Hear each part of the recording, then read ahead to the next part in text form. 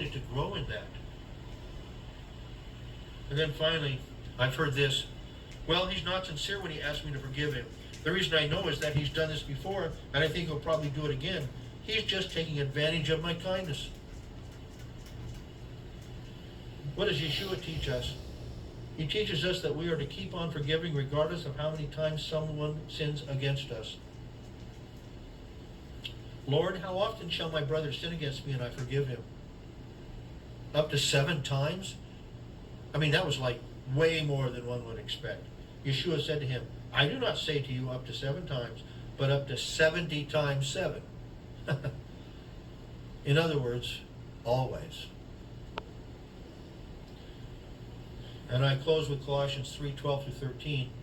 So as those who have been chosen of God, holy and beloved, put on a heart of compassion, kindness, humility, gentleness, and patience, bearing with one another and forgiving each other.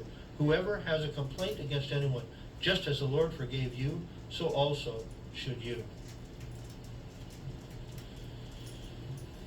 Forgiving is a hard thing, isn't it? Yeah. Can you put yourself in the place of those that were believers in Yeshua before Paul was? What did Paul do before he was a believer? He went around and really, really did bad things to believers. I've thought about this many times when I'm working on some of his, when I've written commentaries on Galatians and some of the other books that he wrote.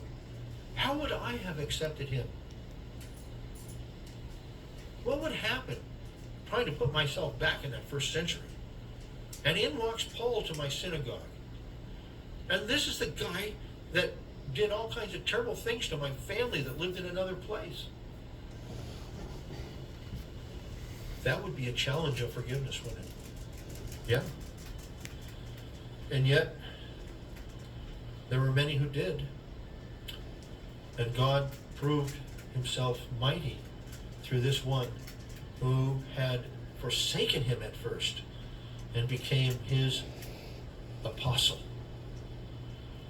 Can God change lives? Oh man. Isn't that a wonderful reality? We have to put on hearts of compassion, and we have to learn how to forgive even as we have been forgiven. Yeah. Okay.